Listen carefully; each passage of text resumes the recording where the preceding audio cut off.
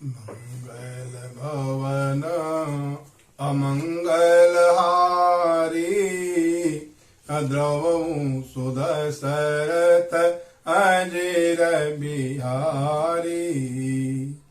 जय जय जय हनुमान गोसाई, कृपा करहु गुरु देव की नाई। श्री राम जय राम जय जय राम, श्री राम जय राम जय जय राम। देवादिदेव महादेव के चरणों में साष्टांग प्रणाम। पूज्यपाद गोस्वामी तुलसीदास जी के चरणों में बार बार वंदन। और सभी राम कथा प्रेमी जनों को सादर जय श्री राम। बहुत ही पावन प्रसंग, भगवान श्री राम और सीता के विवाह का प्रसंग, और बहुत ही अद्भुत और मन को आनंदित करने वाला है। सभी बराती राजा दशरथ सहित सभी को राजा जनक अपने श्रेष्ठ मंत्री और ब्राह्मणों को साथ में ले जाकर के आमंत्रित करते हैं। सभी को सुंदर व्यंजन से भोजन कराते हैं। सभी तृप्त होते हैं, सबका पांव पखारते हैं। भगवान श्री राम का चरण और तीनों भाइयों के चरण को धोते हैं और अपने को बड़भागी। बहुत ही पावन प्रसंग है। और दीपान पूजे जनक दशरथु सहित समाजू, अचले मुदित जनवास हूँ सकल भूप सिरताज। सभी राजाओं की सिरमौर चक्रवर्ती राजा दशरथ सभी को लेकर के जनवासी की तरफ चलते हैं। पान दे करके सम्मान करके उनका पूजन करते हैं राजा दशरथ और उनके सहित सभी समाज के लोगों को। और नित नूतन मंगलपुर माही, अनिमिष सरिस दिन जामिनी जाही।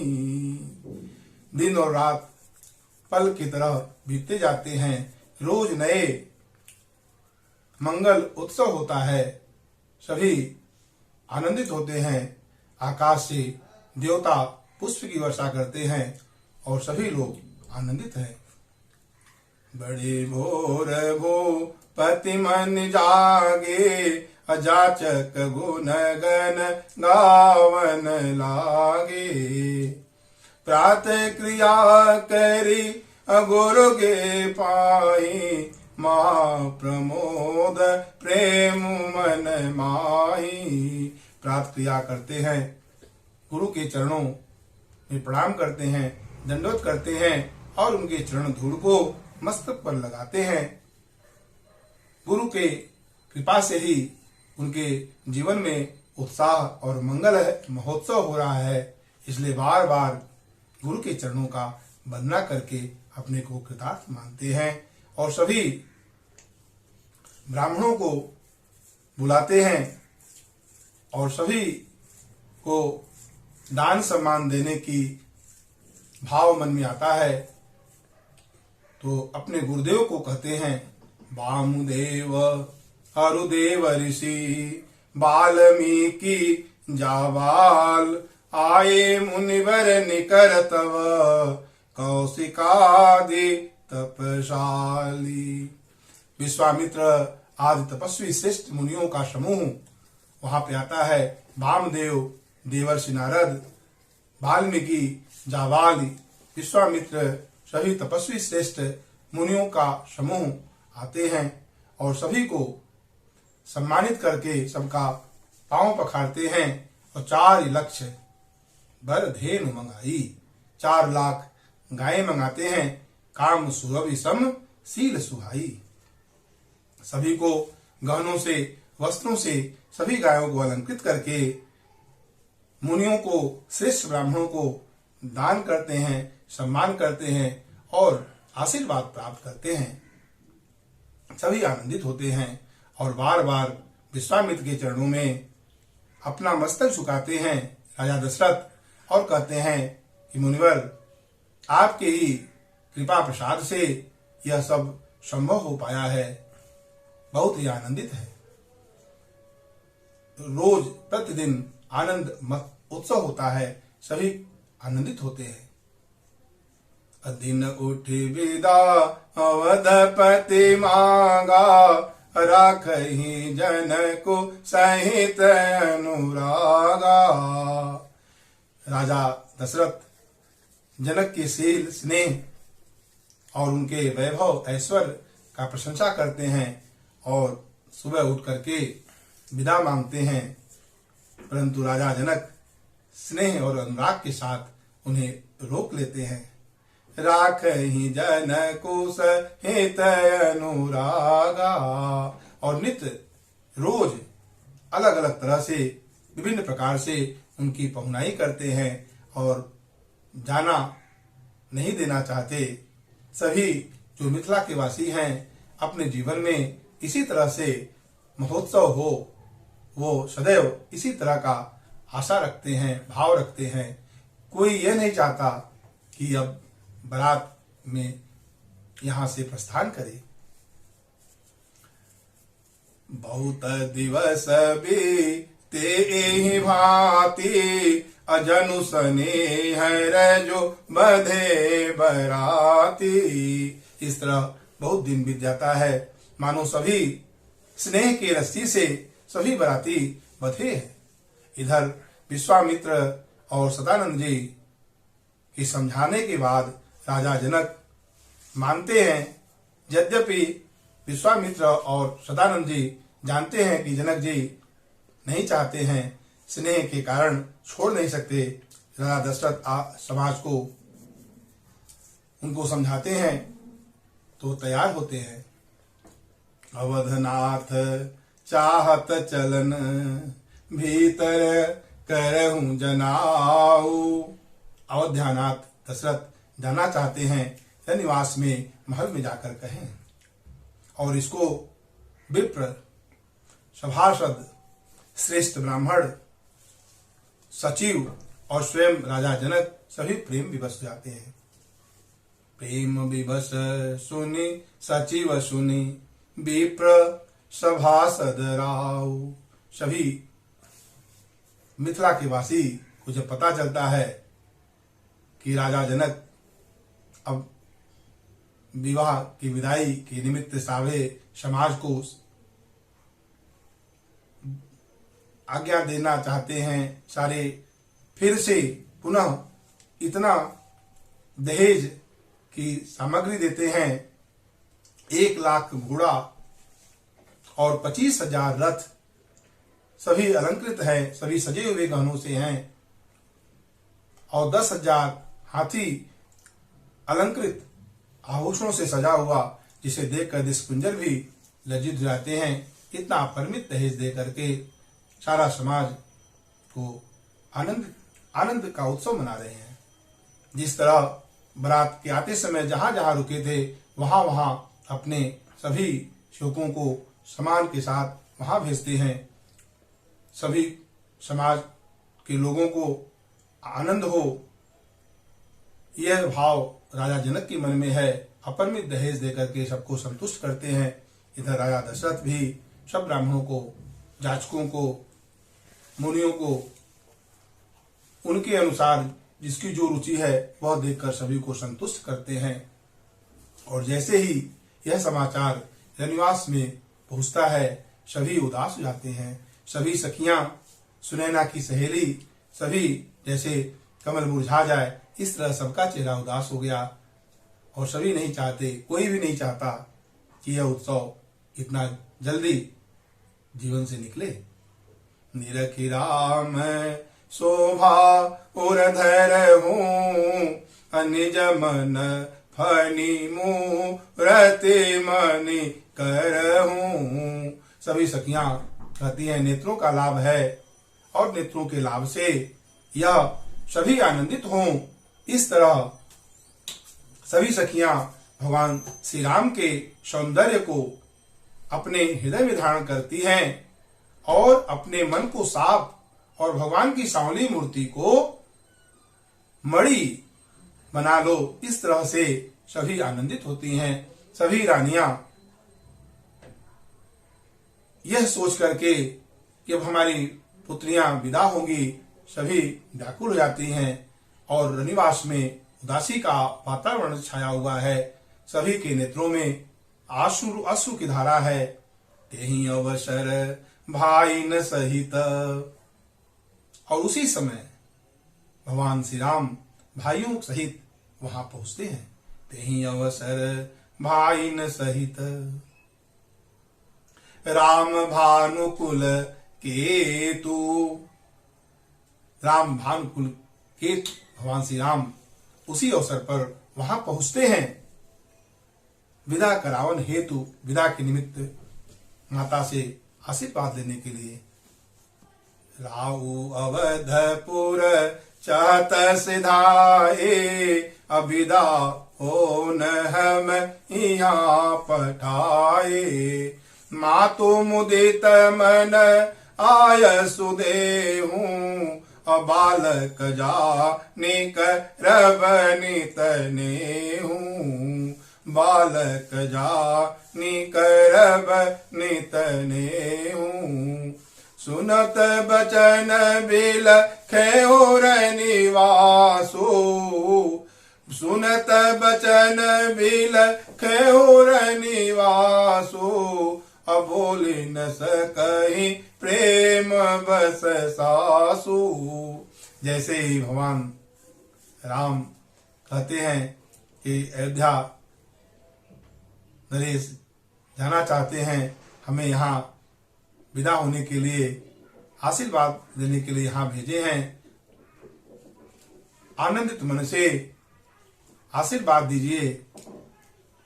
और यह वचन जैसे ही निवास में सभी रानियां सुनती हैं, वह सब बिलखने लगती हैं, उदास जाती हैं, रोने लगती हैं और प्रेम विवश, सभी प्रेम के विवश हैं।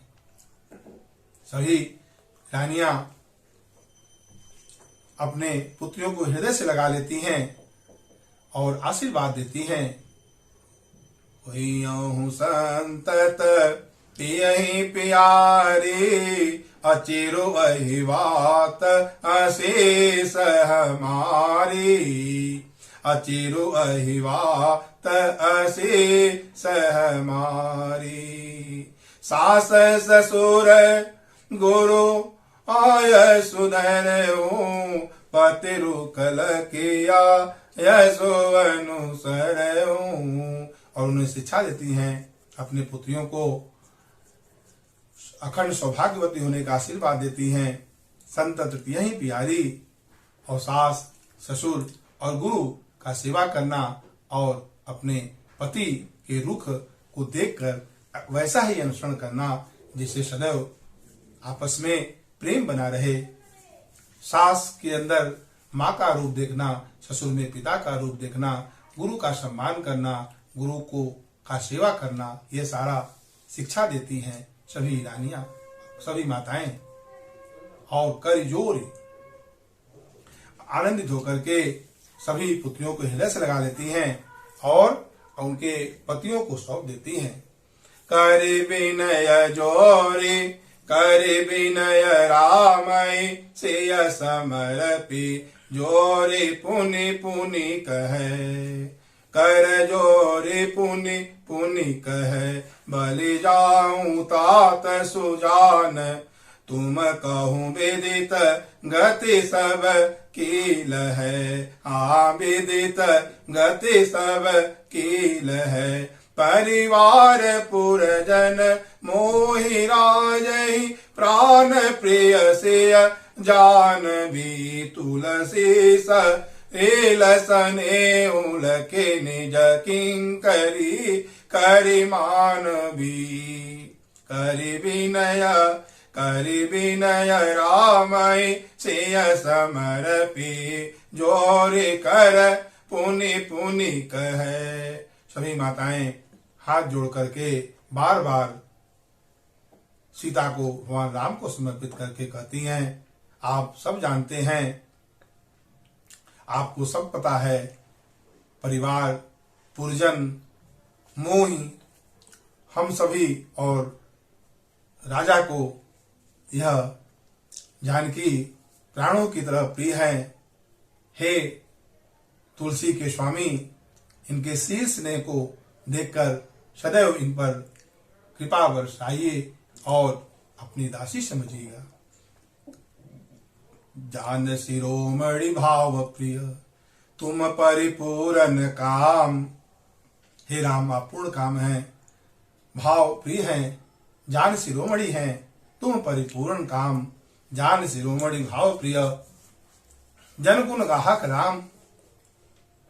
लोगों के भक्तों के गुणों को ग्रहण करने वाले हैं। दोष दलन करुणायतन, दोष और दलन का नाश, दोष का नाश करने वाले हैं और कृपा के धाम हैं। हे राम, आप पूर्ण काम हैं। आप भाव, थोड़े ही भाव और प्रेम से प्रसन्न हो जाने वाले हैं। जान शिरोमणि, आप सर्वज्ञ हैं, शांत सनातन और प्रमेय निष्पाप मोक्ष रूप हैं। आप सब जानते हैं, यदि इनसे कोई गलती हो तो मानिएगा मुझसे कोई गलती हुआ, यह समझकर इन्हें सदैव माफ करते रहिएगा।